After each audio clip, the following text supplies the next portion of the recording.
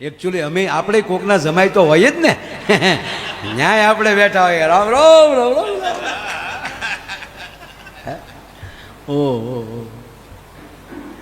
અમારે ભૂરો પહેલી વાર જમાઈ થઈને ગયો, લગ્ન પછી પહેલી વાર તેડવાથી ગયો, સમજ્યા? માગ્યું હોન્ડા લઈને, માગ્યું હોન્ડા લઈને ગયો. હવે તમને બધાને ખબર છે ભૂરાનો સંબંધ કર્યો હમણાં અંગ્રેજી બોલાવીને આપણે ગોટો વાળી દીધો, નગર તો એ તોતડો હતો, પણ આપણે ત્યાં તો ખબર જ ન પડવા દીધી. હવે 15 દી પછી ગયો, ત્યાં ગયા એટલે તો પછી કાંઈક તો બોલવું પડે, પણ બોલે નહીં. એની ઘરવાળી કીધેલું જાય મારા પપ્પાને એને ખબર નથી, હા તમારે લાઇન્ડર શોર્ટેજ છે એટલે મૂંગા જ રહેજો. હું ઓલું મહિનો 15 દી 5 વર્ષ વયા જાય ને પછી વાંધો નહીં, પણ અત્યારે કંઈક 1.5 દીકરા થતા નહીં. તમારી વાત કે હું થોડો એમ બોલો. અને પછી જમવા બેઠા સાસુ પહેલી વાર જમાઈ આવ્યો એટલે સાસુએ તમને કહો આમ પહપહ્યા ઘીના લાડવા ભીતે સોટી જાય એવા, લાડવા વાળે ને ભીતે સોટાડો ફાટ દઈને સોટી જાય, આવો પોસા લાડવા બનાવે.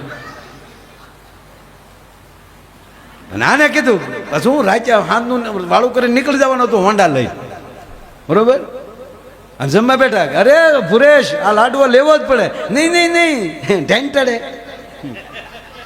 ઢેંટડે કરે ને હાવ કે હાવ બુદ્ધિ વગરનો લાગે, સંસ્કાર વગરનો. ખાવા બેઠો ને ઢેંટડે કરે એટલે આવડાને એમ છો હજી એકવાર જાવ જોઈએ તાળી કરો તો હું બોલે પાછા ને હાવું કીધું ભુરેશ લાડવો લેવો જ પડે ઢેંટડે. પછી ભૂરીને પૂછ્યું એની માએ કે આ તારો ધણી અમારો કુમાર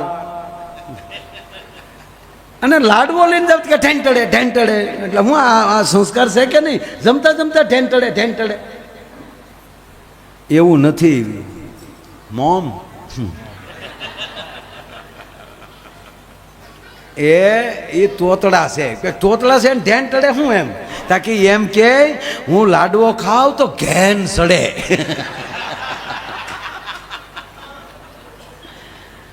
એ ઘેન સડે પૂરું નથી થતું, ઢેંટડે કે.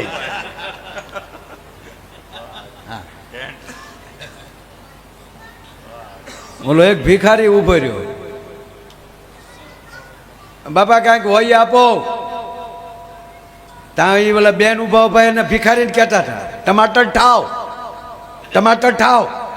એ કે તો ટમાટર આપો. એમ નહીં ટમાટર ઠાવ કે તો પણ ટમાટર આપો, ટમાટર ઠાવ. પછી બેનનો વર આવ્યો, ભિખારીને કે નીકળ. તાકે કે ને ટમાટર ખાવ, ટમાટર નથી તારી માં તોતડી છે, એ એમ કે કમાકર ખાવ.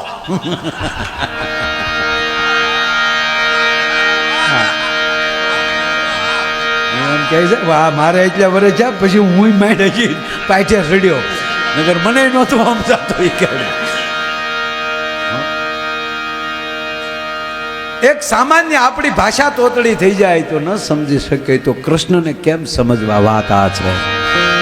એ આપણી જીભમાં છે તોતડાપણું આવી જાય. અને હું ઘણીવાર કહું સાહેબ કે આપણી તોતડી ભાષા જીભ હશે ને તો એ સમાજને ગમશે હો. એને આપણે સાઈન હારે લઈ, કોઈ તોતડું બોલતું હોય, આ ભૂરાને અમે સાઈન હારે લઈ, તોતડું બોલે તો મજા આવે. તોતડી જીભ હશે ને તો સમાજ સ્વીકારશે. ધ્યાન તો એટલું રાખવાનું છે જીભ તોસડી ન થઈ જવી જોઈએ છે, બીજાને માન આપે, બીજાને આદર આપે. પણ મારે સહેલી વાત કહી કાકા, 5 મિનિટનો પ્રસંગ. આવું લીલા કરતા કરતા ભગવાન કૃષ્ણએ 11 વર્ષ 52 દિવસ.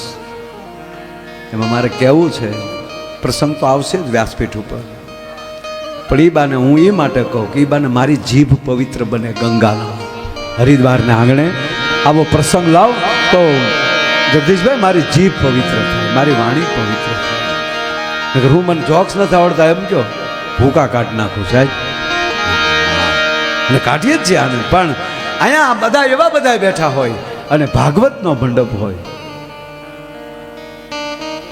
અને આવતી જ કાલે આ પ્રસંગ છે. બાપુ કથામાં વિદાય આવે તો આખું રોડી પડતી હોય.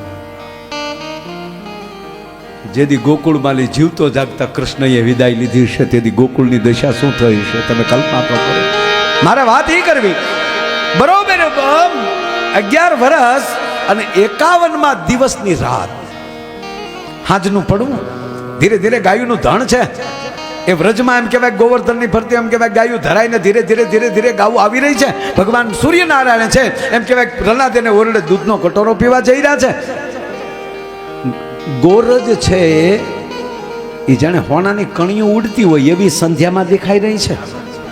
ગાયુંની ખરીઓમાં લીજે રજ ઉડે ને એને ગોરજ કહેવાય. ગોરજ જ્યારે ઉડતી હોય અને આ બાજુ બરોબર ભગવાન નારાયણ છે એ બરોબર એમ કહેવાય કે રણાદેને ઓરડે જાય અને એમ કહેવાય કે સંધ્યા જે ખીલે છે એ સંધ્યાનો જે લાલ રંગ જે ઉડે એની હારે જે ગોરજ ઉડે આપણે એમ લાગે હોનાની કણીઓ આવી જાય. ધીરે ધીરે ગાયો આવી રહી છે. ગોવાળો પોતપોતાની ગાયો લઈને પોતાની ઘરે જઈ રહ્યા છે. અને કાકા એ ટાણે એક રથ પ્રવેશ કરે છે અને રથનો પ્રવેશ થવું અને ગોકુળના કાળજાને ધ્રુજવું. કોક આવે ને એનું વાતાવરણની અસર થઈ જાય. એમાં વ્રજમાં જાય એ રથનો પ્રવેશ થયો. ગામ હૂતું નથી. ગોપીઓ હામી ભટકાઈ જાય છે. બેન તને કાંઈ થાય? હમણાં જ હેરડા પડે મારા પેટમાં, કંઈક અઘટિત ઘટના ઘટવાની છે. અને કાયમનો ક્રમ હતો.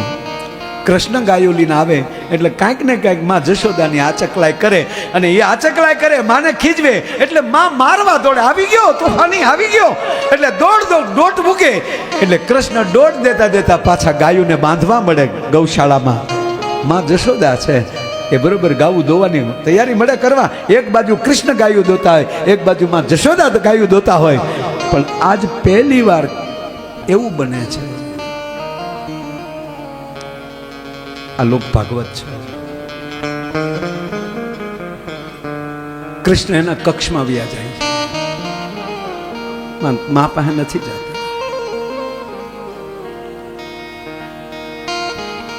માન થાય છે ગોવિંદ આવું બન્યું ને એટલે માને શું થયું ખબર? નક્કી કંઈક તોફાન કર્યા છે એ જાણી અને માં છે એ પોતાની ગાવું તો દોવે છે પણ હજી એમાં ચિત્ત ચોટતું નથી. એને જ અસર થાય છે. પણ અટારીએ ચડીને વ્રજ હામું જોવે આમ તો બાયુના ટોળા ઊભા છે, ગોપીઓના ટોળા ઊભા છે. એ ટોળા જોયા ને એટલે થયું નક્કી આ તોફાન કર્યા એને. જો એ માટે જ બધી બાયુ ભેગી થઈ. પણ બિચારી મને કોઈ કહી કે નહીં એટલે એકલી ઊભી હોય. એમ કરીને માં જશોદા જાય એમ કે ભાઈ કૃષ્ણના કક્ષમાં ગયા. ગોવિંદ ઊંધો હૂતો છે. આ માયાનો કૃષ્ણ છે, ઊંધો હૂતો છે કૃષ્ણ. માં હું કઈ ખબર ભલે હૂતો આજ નથી, આજ વાળું કરવા નથી ઊભો કરવો. નકેલા તોફાન કર્યા.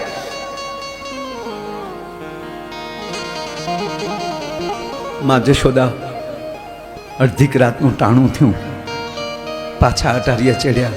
બાપુ વ્રજ હૂતું નથી. બાયુ વાતું કરે છે. બેન હા હવે ખબર પડી આપણે ઊંઘ નથી આવતી, આપણે ગમતું નથી. એનું કારણ શું કારણ છે? અકરો આવ્યા હરી તેર કરો આવ્યા હરી તેર કે રથડા છૂટા છે નાદ દરબાર ગોકુળ વેલેરા પધારજો. એના આવો તો નાંદજી ગોકુળ વેલેરા પધારજો. એ બેનો અક્રૂર આવ્યા છે, એ રથ લઈને આવ્યા છે. સવારે કૃષ્ણ એ વાયુ વ્રજમાં વાતું એવી થાય છે એ વાયુ વ્રજમાં વાતું એવી થાય છે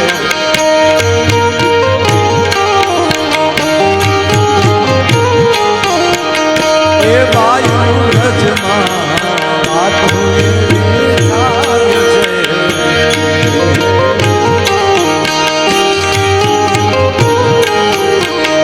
હે કૃષ્ણ બળભદ્ર મથુરા જાય છે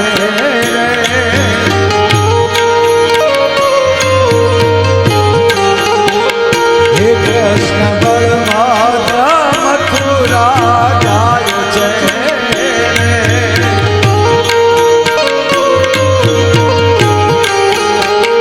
એ વાયુ વ્રજમાં વાતું એવી થાય છે વાયુ વ્રજમાં વાતું એવી થાય